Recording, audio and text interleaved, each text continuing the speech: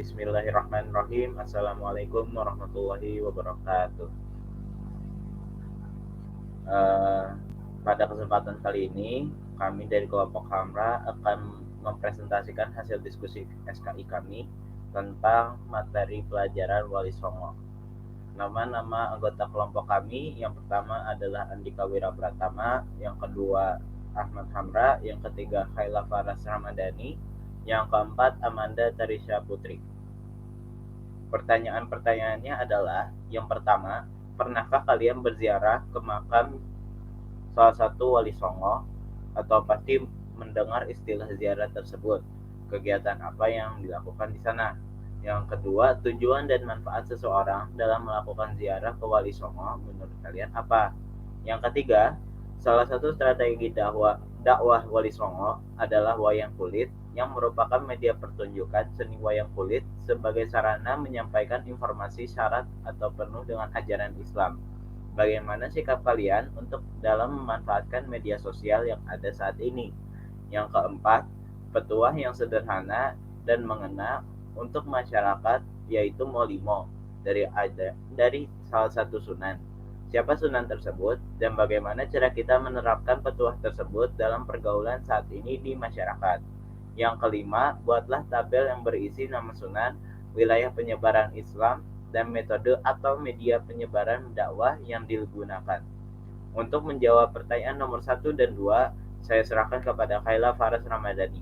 Kepadanya dipersilahkan. Pertanyaan pertama, pernahkah kalian berziarah ke makam salah satu wali songo? Atau pasti pernah mendengar istilah ziarah tersebut? Kegiatan apa yang dilakukan di sana? Kegiatan yang dilakukan saat berziarah ke makam wali songo adalah: 1. Niat baik dan bermaksud mendekatkan diri kepada Allah Subhanahu wa Ta'ala supaya mendapatkan keridhoannya, seraya menguatkan hati dengan kecintaan kepada Nabi Muhammad SAW dan keluarganya, beserta para aulia Allah Subhanahu wa Ta'ala, dan juga berharap penuh agar mendapatkan syafaat dari mereka. 2. Membaca la ilaha illallah sebanyak 11 kali dan diakhiri dengan Muhammad Rasulullah. 3. Membaca Yasin. 4. Membaca doa-doa.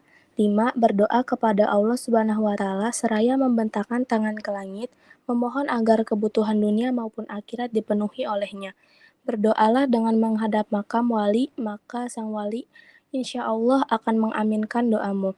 Mulailah doa dengan memuji Allah Subhanahu wa Ta'ala dan salawat kepada Nabi Muhammad SAW, serta meminta ilmu dan kebaikan dari seluruh kebaikan di dunia dan di akhirat kepada Allah Subhanahu wa Ta'ala.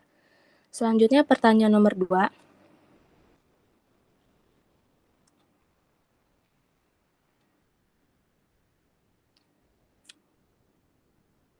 Tujuan dan manfaat seseorang dalam melakukan ziarah ke Wali Songo menurut kalian apa? Tujuan seseorang melakukan ziarah ke pemakaman Wali Songo adalah untuk mengingat kembali, meneguhkan iman, atau menyucikan diri. Biasanya seseorang yang melakukan perjalanan disebut dengan peziarah, dan manfaatnya akan mendatangkan keberkahan bagi para peziarah juga menyadarkan mereka akan kealiman dan kesolihan orang yang berada di dalam kubur atau Wali Songo.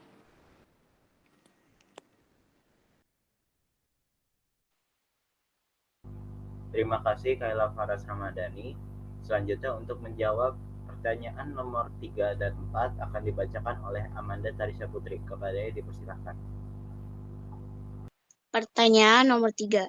Salah satu strategi dakwah Wali Songo adalah wayang kulit yang merupakan media pertunjukan seni wayang kulit sebagai sarana menyampaikan informasi syarat atau penuh dengan ajaran Islam. Bagaimana sikap kalian dalam memanfaatkan media sosial yang ada saat ini? Sikap kita yang baik dalam memanfaatkan media sosial saat ini antara lain adalah menggunakan media sosial untuk menambah ilmu pengetahuan, menggunakan media sosial untuk menyampaikan dakwah dan syiar agama Islam, menggunakan media sosial untuk mempererat hubungan silaturahmi antar umat Islam, dan menggunakan media sosial untuk mengajak melakukan amal soleh dan beribadah kepada Allah. Pertanyaan nomor 4. Petuah yang sederhana dan mengena untuk masyarakat yaitu Mu'limo dari salah satu sunan. Siapakah sunan tersebut dan bagaimana cara kita menerapkan petuah tersebut dalam pergaulan saat ini di masyarakat. Petuah Molimo yaitu berasal dari Sunan Ampel. Dan cara kita menerapkan petuah tersebut dalam pergaulan saat ini di masyarakat seperti tidak bermain judi, tidak minum minuman yang memabukkan, tidak mengisap ganja, tidak mencuri atau korupsi, dan tidak berzina. Baik, terima kasih kepada Amanda Tarisha Putri. Selanjutnya untuk pertanyaan nomor 5 akan saya bacakan bersama dengan Andika Wirapratama. Untuk yang nomor pertama,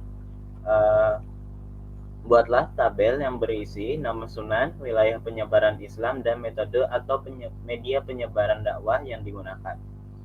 Yang pertama, Sunan Gresik atau Sunan Maulana Malik Ibrahim. Wilayah penyebarannya yaitu Gresik. Metode dakwahnya dimulai dari perdagangan yang dilanjutkan dengan pendekatan politik. Yang kedua, Sunan Ampel atau Sunan Raden Rahmat. Wilayah penyebarannya yaitu Surabaya. Metode dakwahnya mendidik para dai atau juru dakwah, kemudian menikahkan banyak juru dakwah dengan putra-putri penguasa bawahan Majapahit. Yang ketiga, Sunan Giri atau Sunan Muhammad Ainul Yakin. Wilayah penyebarannya yaitu Gresik. Metode dakwahnya dengan memanfaatkan kekuasaan, perniagaan, dan pendidikan. Yang keempat, Sunan Bonang atau Sunan Raden Maulana Makdum Ibrahim. Wilayah penyebarannya yaitu Tuban, Rembang, Pulau Bawean, dan Madura. Metode dakwahnya adalah mengajarkan melalui wayang, tembang, dan sastra sufistik. Selanjutnya untuk nomor 5-9 akan dibacakan oleh Andika Wirapratama. Terima kasih. Lanjutan untuk nomor 5 yaitu Sunan Derajat atau Sunan Raden Qasim yang penyebarannya di Lamongan. Metode dakwahnya adalah dengan pendidikan akhlak kepada masyarakat. Yang keenam adalah Sunan Kalijaga atau Sunan Raden Said yang penyebarannya ada di Cirebon. Metode dakwahnya adalah melalui seni dan budaya dengan mendalang menciptakan bentuk-bentuk wayang dan lakon-lakon caragaan.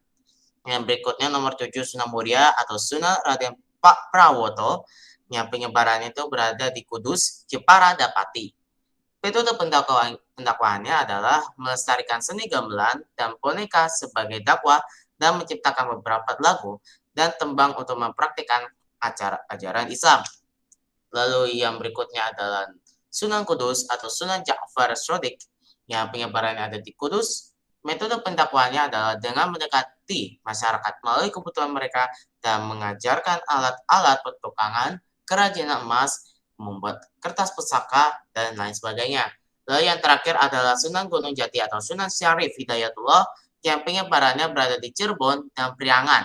Metode dakwahnya adalah dengan memperkuat kedudukan politis sekaligus memperluas hubungan dengan tokoh-tokoh berpengaruh di Cirebon, Banten, dan Demak. Terima kasih kepada semua orang yang telah mendengarkan dan menyimak presentasi ini. Semoga apa yang kami sampaikan dapat berguna bagi masyarakat dan khususnya MTSN 18 Jakarta. Akhirul kalam, wassalamualaikum warahmatullahi wabarakatuh.